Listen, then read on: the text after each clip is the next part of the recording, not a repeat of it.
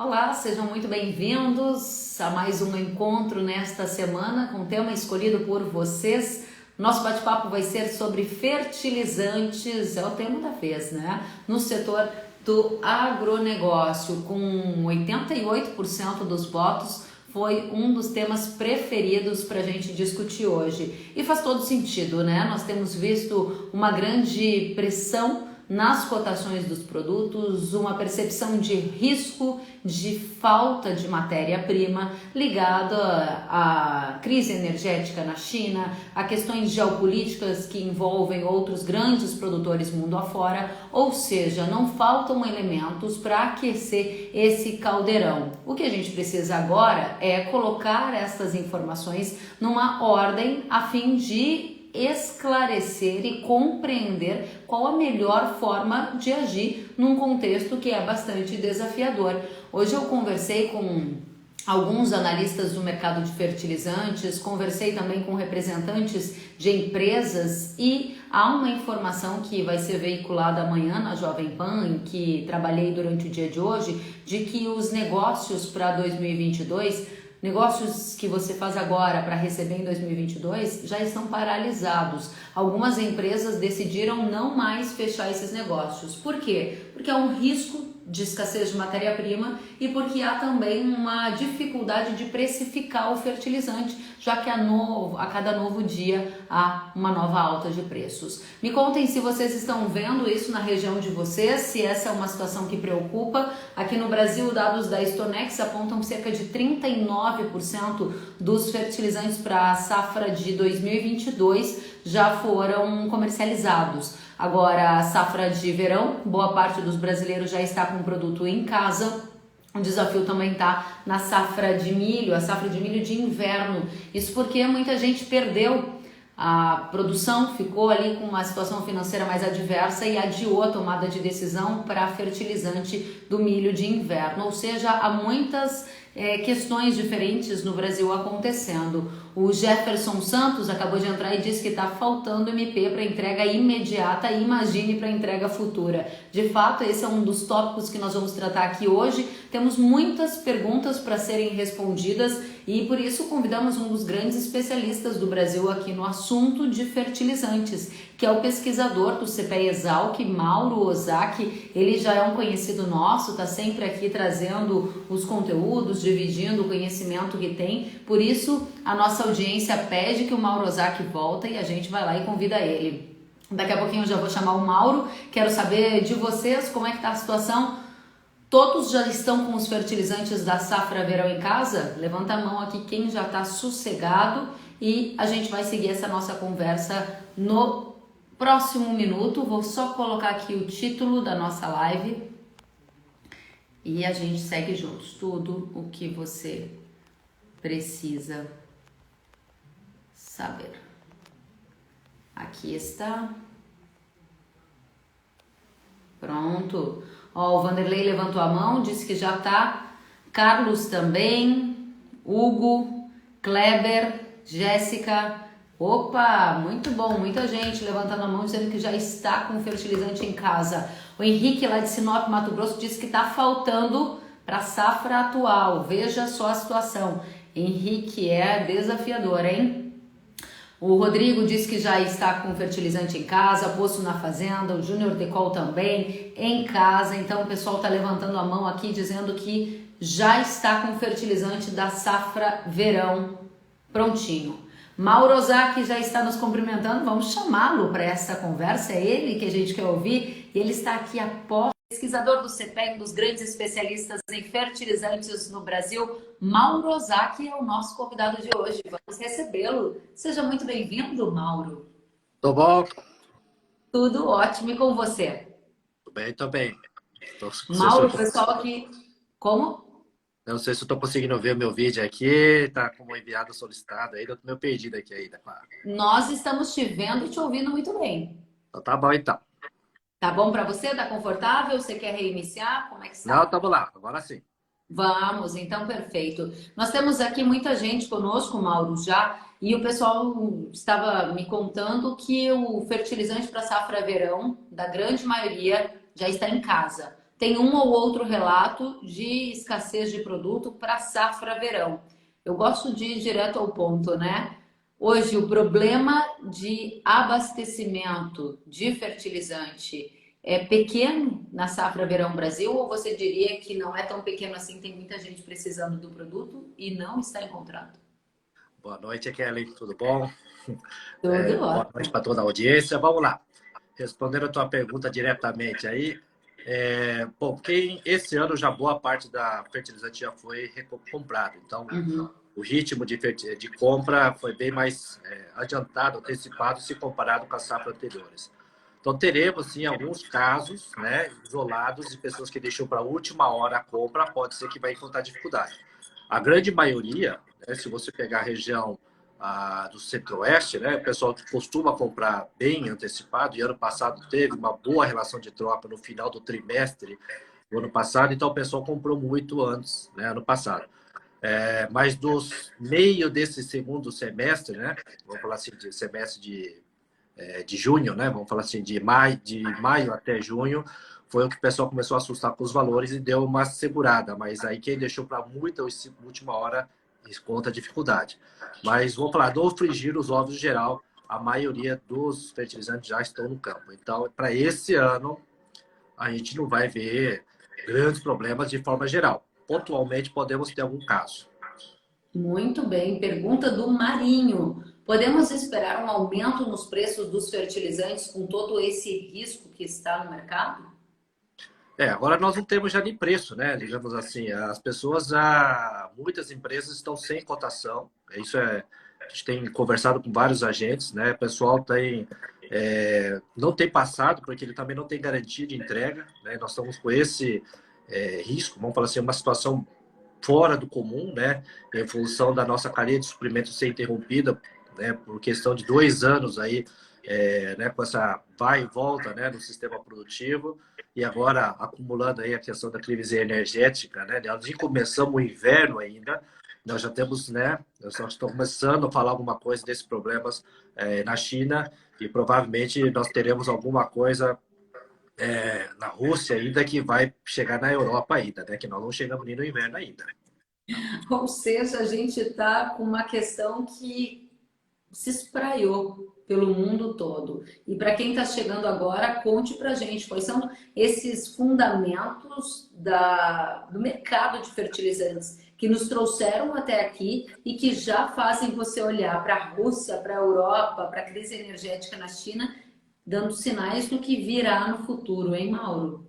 Sim, porque se nós olharmos assim, em termos de fertilizantes, né, o volume que nós importamos, a gente já, de acordo com os dados da SEC, nós já chegamos a 70% aproximadamente daquilo que nós já consumimos no ano passado, o que nós importamos. Então, o volume é um volume grande, boa parte já vem carregando. O problema é ano que vem, 22, 23. Esse é o nosso grande desafio. O grande desafio começa aí por conta dessas notícias que vem borbulhando, né? O país que a gente tem que sempre olhar com bastante carinho, nós, principalmente o Brasil, é a Rússia, né? Porque nós importamos a ureia, que é o segundo maior exportador de ureia para nós, o MAP, KCL, né? Que é um parceiro importante para nós, porque a matéria-prima procedente desse país vem para nós. É o principal parceiro de exportação dessas matérias-primas para nós em termos de fertilizantes, tá? E o outro é a questão a Bielorrússia, né? Que acho que é um problema que nós já comentamos da vez passada, né? Que é uma situação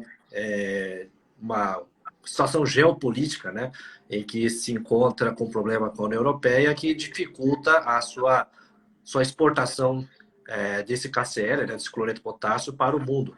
E nós somos um grande importador desse país, né, é o terceiro principal exportador para nós aí. Então, são esses problemas que vão acumulando além.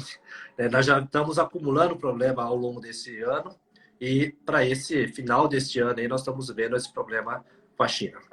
E aí o pessoal ainda tenta encontrar um fiozinho de esperança de preço mais baixo nesse contexto. A pergunta é do Gabriel Namor. Ele diz: e o preço para nós vai baixar em algum momento? Eu creio que agora fica mais complicado por conta não somente pela cotação internacional. Nós podemos até interromper uma certa alta, mas vão parar em patamares elevados. Nós estamos um patamar nominal aí, né? Maior desde 2008. Uhum. tá? Então, são patamares elevados no mercado internacional e também nacionalmente. E se a gente começar a veicular a notícia negativa, né, na China, uma eventual crise energética, mais aí que recentemente nós tivemos problema de uma grande, né, setor imobiliário ali que estava, né, pipocando um probleminha ali, o câmbio pode, né, dar uma derretida para nosso caso e aí ela começa a piorar essa cotação no nosso mercado doméstico. Mais do que isso, né, a questão da oferta é que está gerando maior pressão para nós nesse momento. Exatamente, é o risco da falta, né? A questão da oferta.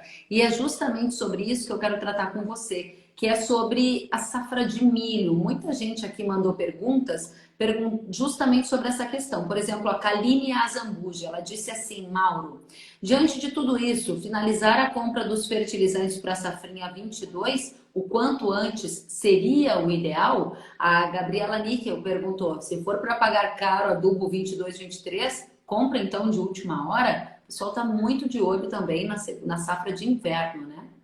Sim, esse ano, assim, é que começamos a acumular o problema. Até então, a gente estava, bom, nós sempre estivemos trabalhando na história de ter essa oferta desse produto.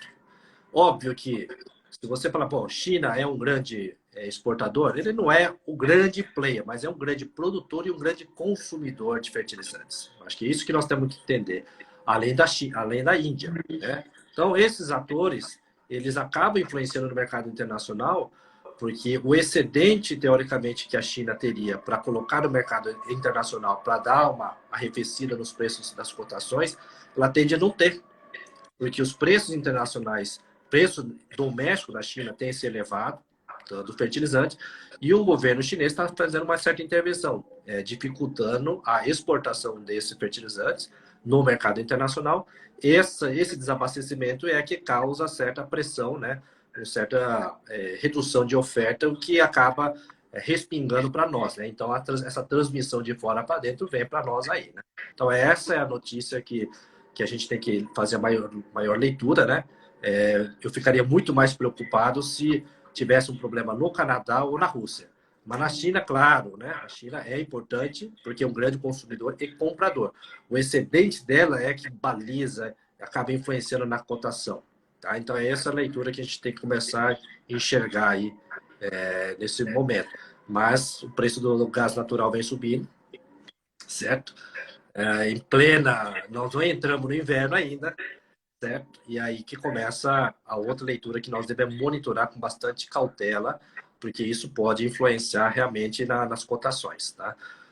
Infelizmente, quem deixou para a última hora vai amargar isso daí, tá? Vai ter que trabalhar mais ainda na questão da racionalidade, tá? Não dá para entrar. Agora vai ter que realmente selecionar as melhores áreas, trabalhar muito bem a questão da fertilidade do solo, né? Se conseguir fazer uma boa reserva, tal, né? Tentar trabalhar de forma agronômica aí, talvez esse momento que entramos num momento bastante crítico, vamos falar assim. Muito bem, e dada essa sinalização de momento crítico que você chama a atenção, o Volney diz assim: esse ano a maioria comprou fertilizante no cedo, num preço bom. Agora, para o ano de 2022, vai ficar com preço muito alto.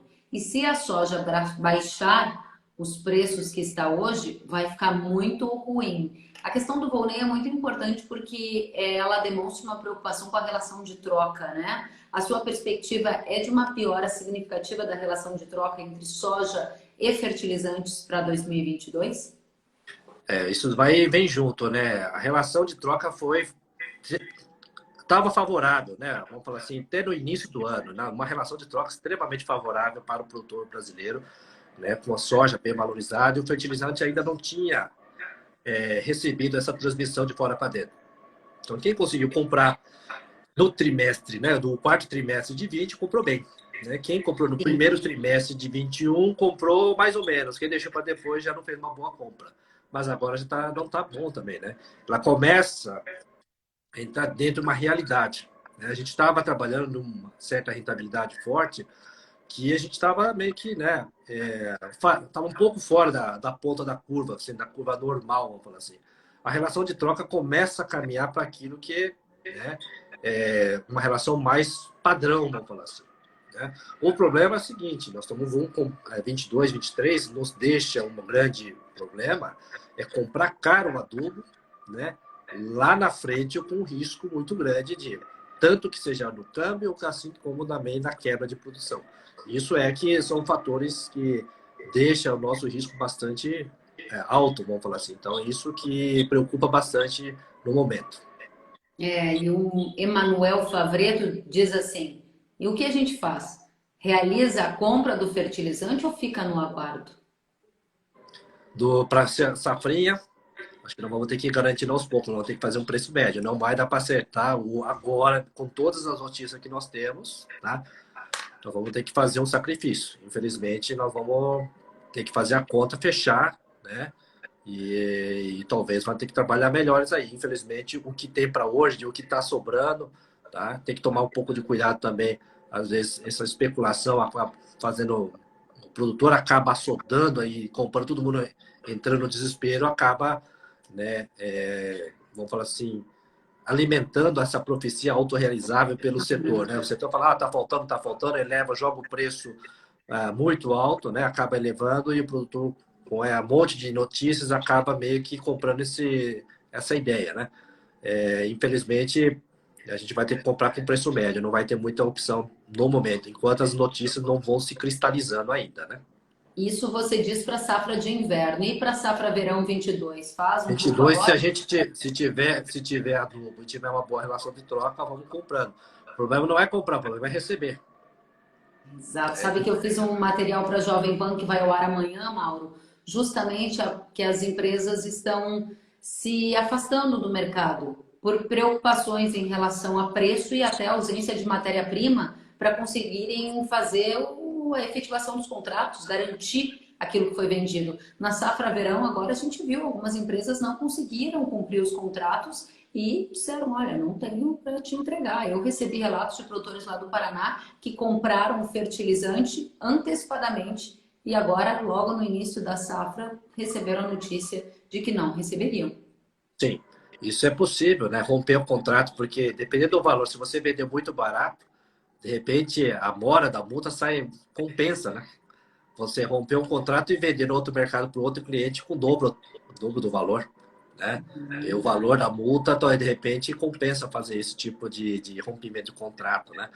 Então, uma coisa é você fechar um valor agora, né? E não ter a garantia de entrega dessa matéria-prima. Esse é o momento mais crucial que nós temos nessa situação atual, né? Há muito tempo a gente vem trabalhando, a gente não vê uma situação tão crítica, né, de termos de faltar abastecimento. A gente sempre reclamou do preço alto, mas ninguém falava que ia faltar produto, né? O que se tem agora, essa preocupação das traders é não conseguir honrar o compromisso, tá? Por conta da própria, né, as empresas que estão processando esses fertilizantes, para não conseguirem garantir a entrega. Tá? Então, essa é a maior preocupação que tem. No momento é essa. Enquanto a gente não tiver nenhuma cristalização com relação ao que vai acontecer para a China e com outros países exportadores de fertilizantes, a gente vai ter que trabalhar assim, da mão para a boca para tentar não ficar sem o produto e mais monitorando aí o custo de produção, porque esse ano, para ano que vem, 22, 23, revela um desafio muito grande. A nossa audiência está super alinhada com você, dizendo que aqui o comentário do Bie, ele diz não é só preço, o fator de risco para a safra 22 é a falta de produto. Se esperar o melhor preço, pode acabar ficando sem produto, disse ele. O Stefanello não concorda, ele diz produtor não tem que comprar quando a troca está alta. E tem realmente esse desafio, né? O Felipeto diz: ninguém compra agora, espera, o mercado se ajeita. Você acredita que o mercado se ajeita a partir de quando, Mauro? Olhando o cenário fundamental de oferta e de demanda. Eu assim, na relação de troca também concordo plenamente com o Stefanello, com o ponto de vista dele. Né? Quando a relação de troca está desfavorável, é hora de desacelerar. Quer dizer, alguém puxou demais a corda do ponto, né? E ela vai se acomodar. Porque a partir do momento que a ponta compradora ela desacelera, a ponta vendedora fala, erramos a mão, nós vamos ter que ajustar isso. Tá? Então, essa, né, relação de troca é um excelente indicador, né? A hora que começa a sair fora do histórico, pela hora de a gente desacelerar e, né, rearranjar a nossa estratégia, porque o outro lado também vai ter que rearranjar. Essa alta vem junto porque o preço das commodities ela vem, né, trazendo valores altos e todo mundo quer tirar um pouquinho disso daí. Eu sempre brinco, né? Só que as pessoas não combinam, o setor de insumos não combina com todo mundo. Então todo mundo acha que pode tirar tudo do setor que está vendendo. Né?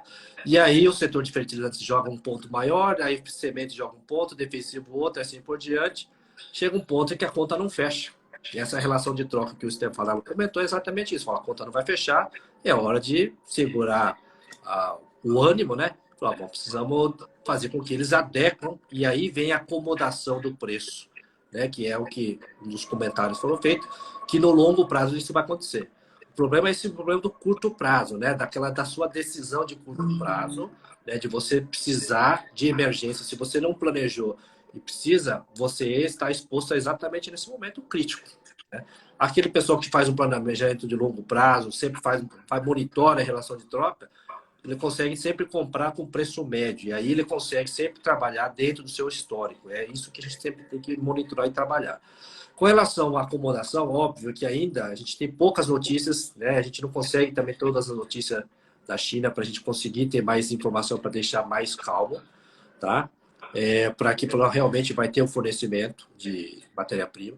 A China costuma entrar nesse segundo semestre ofertando fósforo, ofertando ureia, o que normalmente dá uma acomodação no preço internacional, coisa que eu acredito que não vai acontecer com grande volume para esse ano. Então, talvez nós vamos trabalhar nesse segundo semestre com um patamar alto. Tá? Elevado, não está barato, embora os sinais do MAP já tenha recuado um pouquinho no mercado internacional, em Marrocos, né, por exemplo, que é a principal referência para nós em termos de fosfato, ela vem recuando nesses últimos 2 meses. Né? De julho para cá, ela vem aos poucos recuando. Isso já é um bom sinal. Né? A ureia também ela já chegou num patamar elevado e também já está dando uma certa estabilidade, não fez aquele pico maior como estava antes. O que mais me preocupa nesses últimos dias foi o cloreto potássio. Foi o que trouxe grande alta, acumulando quase 152% de alta, né, nesse período para nós aí no Porto de Vancouver. Né? Então, isso, né, é o que trouxe maior preocupação, porque nós somos um grande importador dessa matéria-prima, embora a maioria já tenha comprado, mas para ano que vem, a gente já está vendo isso no mercado agora. Né?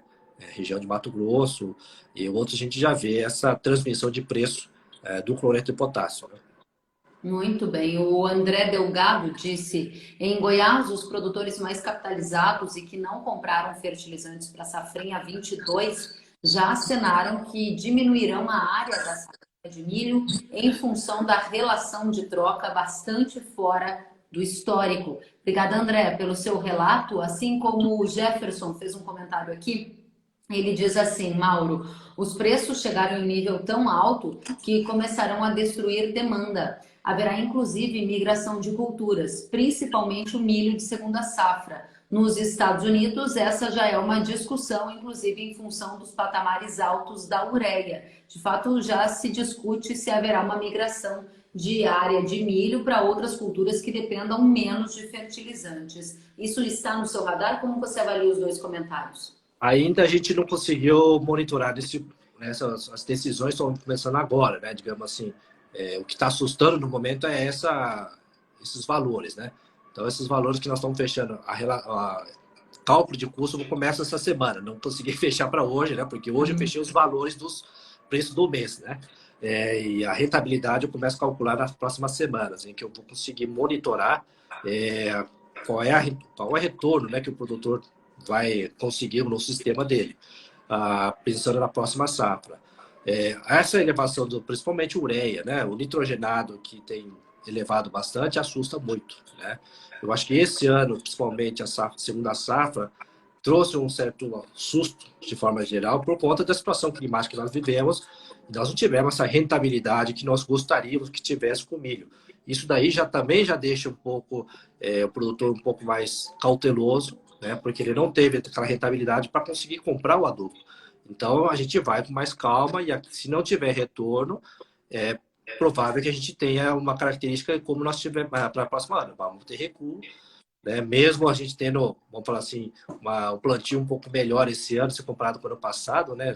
A gente vê uma chuva um pouco melhor esse ano, o pessoal já trabalhando no plantio de soja, aliviando um pouco a pressão, né, na janela de plantio para o ano que vem, mas a rentabilidade não tem atraído de pessoal arriscar demais. De repente, só vão ficar com áreas filé, vamos falar assim, onde realmente você vai conseguir colher bem, e as áreas marginais vamos ter que deixar de lado. Essa vai ter que ser a decisão. Não compensa pelo risco, talvez o retorno não vai compensar.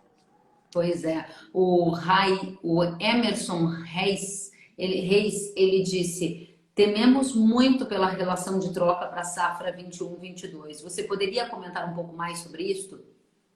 Essa relação a gente vai. Eu não consegui ainda fechar esse valor, fechei agora o valor, mas qual é a tendência que está acontecendo, né? Nós estamos perdendo esse poder de compra. O poder de compra ela vem ruindo, né, ao longo desses semestres, vamos falar de janeiro até setembro, né? Ela vem ruindo porque os fertilizantes ela vem aumentando proporcionalmente, né, uma taxa maior do que a valorização do produto agrícola, que seja soja ou seja o milho.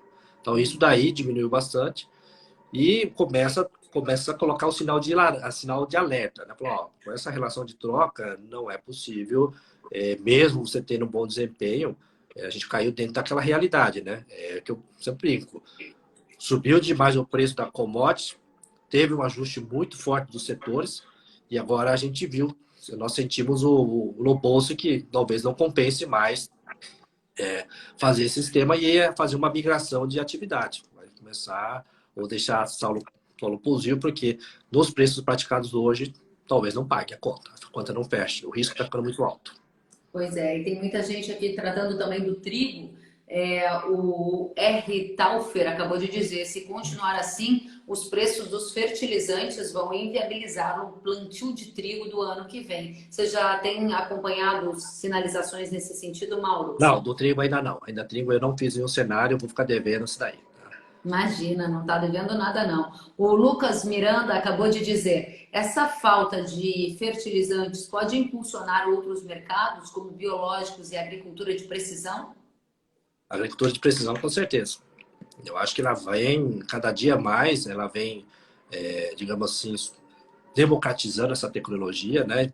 Dando acessos ao produtor médio e pequeno, que ainda é caro, não é muito barato, mas é um fator necessário. O produtor vai ter que entrar nesse sistema porque nós temos que racionalizar esse fator de produção, porque ela começou a ficar caro e precisamos racionalizar isso. Não tem como mais trabalhar. Nós vivemos um problema muito sério, né? Em 2008, né? Muito produtor acabou deixando de utilizar fertilizantes, porque ficou tão inviável a relação de troca. Nós tivemos muitos relatos, o produtor não jogar adubo e produziu o que tinha de reserva no solo e conseguiu produzir bem, né? Então nós estamos vivendo um momento meio parecido com 2008, né? Vamos falar assim, nessa situação aí. Desculpe, Mauro. E Sem nesse problema. momento, o Douglas pergunta aqui: quais os principais efeitos desse possível bloqueio da China? As preocupações sobre uma eventual limitação das exportações por parte do governo chinês para alguns fertilizantes. Não, então, esse ano, eu ia falar, ano que vem, né, essa reserva, é a oferta, no caso, né, da China no mercado que vai diminuir, vai pressionar essas cotações internacionais. Tá? Enquanto isso, nós vamos ter Marrocos exportando fósforo para nós, Rússia exportando nitrogenado, Canadá exportando cloreto. O problema é a Bielorrússia, no nosso caso específico. Né? Então, ó, sem a presença da China, que é uma grande produtora, né, de fertilizantes, jogar seu excedente, é que vai deixar a nossa oferta mais curta, vamos falar assim. E isso deixa a nossa cotação internacional um pouco justa. Então, esses patamares é que vai influenciar. Tá? Me preocupa se outros atores, né, Rússia, esses agentes, não ofertarem. Aí a coisa começa a complicar mais. Né? Agora, o fator da restrição de energia, no caso da China, nos preocupa não só fertilizantes. Né? Um fator, outro é o defensivo, principalmente o glifosato, que nós importamos muito de lá. Tá? Essa daí é outro fator que a gente tem que começar a monitorar. A gente já sabe que tem dificuldade de compra desse produto no mercado doméstico. Nós dependemos bastante desse produto por conta do nosso sistema. tá? E, então, isso daí são duas coisas, né? Ela não só o fertilizante, mas um insumo que é bastante utilizado no nosso caso é o glifosato, que pode vir atrapalhar o nosso sistema, né? Não é só o adubo, mas também o glifosato nesse caso, só para a gente complementar um pouco, né? Ou aumentar um pouco o nosso problema. É verdade, Mauro, para complementar e aumentar o problema. Me diga uma coisa, será que eu entendi bem? Você está dizendo que o bloqueio eventual de exportações de fertilizantes por parte da China não é o que mais te preocupa, porque a China é fonte de 20% do que o Brasil importa. A preocupação é se outros países que são nossos fornecedores adotarem uma postura semelhante de limitar a exportação de fertilizantes? E a sua preocupação maior seria para a Rússia e Marrocos? É que o Marrocos é um grande produtor e exportador de fosfato. Então, assim, é um balizador nosso, né? E nós importamos muito do Marrocos, 30% mais ou menos do MAP nós trazemos de lá. É um terço do que nós consumimos de MAP, por exemplo, né? Só para a gente ter um valor de grandeza. A Rússia também é muito grande player, também exporta muito MAP para nós. Então, esses dois são grandes importantes para o fosfato que nós importamos bastante. O cloreto de potássio é uma matéria-prima que a gente importa da Rússia e principalmente do Canadá, né? São os principais players, além da Bielorrússia, né? E a Bielorrússia, a gente já comentou a dificuldade dela exportar esse produto. Então, claro, o KCl me preocupa mais, né? Em termos assim, por causa da Bielorrússia, que ela tem dificuldade de transacionar no curto prazo, até ela solucionar um mecanismo de exportação, pode ser que isso encareça um pouco a sua exportação, mas não a gente, pelo menos até hoje, não tem nenhuma notícia do problema de restrição de energia nesses países. Então, os principais players para nós, ok, se tiver um fornecimento de energia, eles vão fornecer, só que um patamar elevado por conta, né, de toda a situação que nós estamos vivendo agora. É óbvio que essa notícia não é boa, né? O mercado dá uma preocupada com relação a tudo que vem da China para nós. No começo dá uma chacoalhada, né? A gente quer entender um pouco mais até a poeira baixar, tá? Mas para mim, no curto prazo, pelo menos a gente conseguir ter mais informação, a questão, ele é um grande produtor, é um grande consumidor, só que em termos de exportação, ele tem uma janela que ele participa desse mercado. Quando o governo chinês libera, é que dá aquela acomodação nos preços. Não tendo essa expectativa, o mercado trabalha com outro patamar de valor. Tá? Essa é a nossa, né, nós temos que monitorar se nós teremos notícia nos próximos dias, se realmente o governo chinês vai liberar, né, a exportação para ganhar esse mercado internacional. E se isso acontecer, talvez a gente venha uma acomodação maior. Caso contrário, a gente vai trabalhar um pouco com essa incerteza. Então, a cautela é o melhor momento agora, nesse momento, é monitorar esse comportamento até que essas notícias se cristalizem, né? Muito bem, muito bem. A gente tem aqui a pergunta, ou melhor, o comentário do Filipeto. Ele está dizendo que vai reduzir de 30% a 40% a adubação ano que vem nos talhões que estão melhores. Reduzir o consumo é a solução, disse ele. E o Sérgio Escapim diz, podem não ofertar, mas tendem a aumentar os seus preços. O Gustavo disse, com a preocupação da falta de produtos, o produtor deve antecipar a compra para a próxima safra ou esperar? Nós não temos muito, porque né, a história começa a mesma coisa. Se entregar, você pode até comprar, se for entregar, é outra história. Entendeu? Nós estamos nesse momento, né? Esse é o momento que quem pode dar melhor direcionamento são as três elas, não estão fornecendo a informação, não tem cotação, né? Estão recolhendo essas cotações, a orientação, né, deles, porque eles também não têm garantia de recebimento dos produtos, então eles também não querem comprometer com o produtor de vender aquilo que ele não pode entregar. Tá?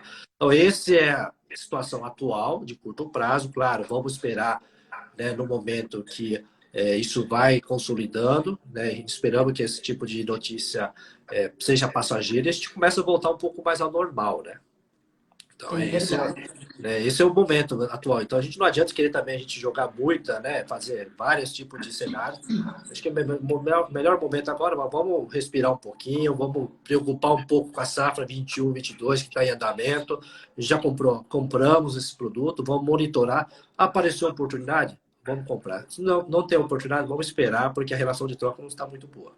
Muito bem. O Everaldo Agrocerrado diz, como estão os programas de aumento de exploração de fósforo e potássio no Brasil? Aumento da produção nacional? A mesma pergunta, ou na mesma direção, o Lafayette pergunta, E o Brasil, é possível que seja autossuficiente na produção de fertilizantes, Mauro? Essa é uma coisa que a gente tem buscado muito, né? Um país como o Brasil, que exporta, né? É um grande exportador agrícola, ele é extremamente dependente dessas matérias-primas, né? Fertilizante e insumos agrícolas, né? Químicos, né? Nós não temos um parque industrial que possa ser autossuficiente, seja defensivos agrícola, pelo custo nosso industrial, custo Brasil, vamos falar assim, inviabiliza, nós não conseguimos competir com a China, com a Índia, por exemplo, por conta da nossa estrutura. Tá? O custo de energia não é barato no Brasil, nós estamos com um problema agora também, questão do racionamento, isso daí inviabiliza, encarece bastante o nosso processo industrial, toda a estrutura que nós temos. Né? Então, tudo isso vai deixando nós menos competitivos se nós compararmos com outros países. O Brasil entrar hoje numa exploração forte, no caso de cloreto, que nós dependemos mais para ser autossuficiente nisso aí, nós temos uma mina que a gente sempre comenta, né? Está lá na região amazônica, mas o desafio será romper, né? E conseguir convencer a questão ambiental, né? De você ter essa possibilidade, né? De você explorar esse produto a custo menor do que se tem no caso da Rússia e do Canadá, que já estão minas consolidadas. Né? Então, no curto prazo, eu não vejo o Brasil ser autossuficiente. Talvez um programa para ser menos dependente. Né? Eu acho que aí que a gente vai ter que trabalhar. Vamos ter que trabalhar muito bem a questão do seu custo, né? Para ele reduzir esse custo. Caso contrário, a gente não tiver essa estrutura, infelizmente, nós não temos perspectiva para ser autossuficiente. Vamos ser menos dependentes, vamos falar assim. Eu estive em conversa recente com algumas pessoas de dentro do governo por causa do Plano Nacional, o Programa Nacional de Fertilizantes, e eles estão trabalhando nesse programa e a expectativa é que o cronograma, as metas, sejam apresentados até novembro. Mas é uma expectativa de médio e longo prazo, né? O prazo é de até 30 anos. Ao longo do caminho a gente pode ver algumas melhoras, mas eu ainda acho que já temos um motivo para comemorar, né? Foi Sim. lançado um olhar sobre este importante tópico, criaram então o Programa Nacional de Fertilizantes, agora a gente precisa ver ele acontecer. A direção está certa, agora a gente precisa que o projeto saia do papel, né, Mauro? Eu acredito que a partir do momento que, né, o governo começa a sinalizar e incentivar o setor privado a entrar nesse mercado, né, eu creio que aí a gente já começa a realmente ter, né, uma sinalização e a gente sabe que o Brasil é o celeiro do mundo, né, já estamos nessa posição, tá? Então, todo mundo sabe que vai precisar de insumos, aí o mundo inteiro vai querer vender para nós esses insumos, né? E aqueles que estão hoje no mercado, obviamente, não quer que o Brasil seja menos dependente do caso dos fertilizantes. Todos eles querem, né, vender o seu dólarzinho, aqui no nosso caso, um pouquinho de tonelada de fertilizantes para o nosso caso. Né? Então, esse trade vai existir. Né? Vão exportar soja, temos que importar um pouco de adubo, que seja da China, ou que seja da Rússia, de Marrocos, assim por diante. Mauro, muitas perguntas aqui e muitas na mesma direção. Quem são os nossos principais fornecedores? Como ficaria o mercado brasileiro se a China parasse de exportar fertilizantes no curto prazo? Faço o negócio agora ou espero? Vai faltar fertilizante para a safra de milho? Devo antecipar alguns negócios para 22, 23? O preço da soja e do milho vai subir por causa da inflação dos fertilizantes. Se você quiser fazer o seu comentário, amarrar essas questões, dando uma direção para toda essa audiência que está nos enchendo de pergunta e nos contemplando com atenção, seria muito bem-vindo. A questão, vamos começar, né? A questão de você levar o preço de fertilizante, né, não quer dizer que isso vai refletir no preço da commodity, tá? Nós somos tomador de preço, no caso da soja. O que vai influenciar, no caso, nossas cotações, no caso de soja ou milho, que seja, é a oferta. Se nós tivermos uma quebra de oferta por questão de condição climática, qualquer choque que seja, né? Que seja praga, que seja falta de chuva, né? Etc., isso vai diminuir a oferta, nós vamos ter essa transmissão do preço no mercado e nós vamos ter esse ajuste. Então, quem conseguir colher, vai ter preço bom. Quem não conseguir colher, né, infelizmente, não vai conseguir ter essa renda para conseguir pagar todos os seus contos. Então, claro que aí, consequentemente, né, se você, o ajuste que vai ser feito, né, não é aumentando o fertilizante que nós não conseguimos repassar esse preço do fertilizante no preço final do produto. Com relação a importação de produtos, nosso principal player, é o que eu já comentei agora, né, recentemente. Rússia é um dos nossos principais players em termos das principais matérias-primas. Ela é o segundo maior exportador de MAP, ureia e KCl. Quando você fala em MAP, por exemplo, é Marrocos, nosso principal fornecedor. Então, a região da norte da África é a nossa principal referência em termos de compra de fosfatado, principalmente MAP, por exemplo. E o KCl é o Canadá. E além Canadá, Rússia e Bielorrússia. São os nossos três principais players em termos de exportação para nós. Então, vejo que até o momento eu não comentei China nesse grandes para nós aqui de importação. Tá? Não está nesse grupo aí dos top 3 aí. Tá? A China, ela entra, como eu comentei para vocês, ela entra como um grande fornecedor no mercado internacional, num momento de uma janela, e que isso ajuda, né, uma oferta maior e acaba contendo essas altas aí. Porque ela é grande consumidora e também um grande, vamos falar assim, consumidora e produtora. Só que ela não tem um grande excedente e também o governo depende do governo para fazer esse excedente chegar até a nós. Então, basicamente, depende muito da canetada ali do governo chinês para ver se é oferta ou não para nós. E isso daí é que nós vamos monitorar essa expectativa.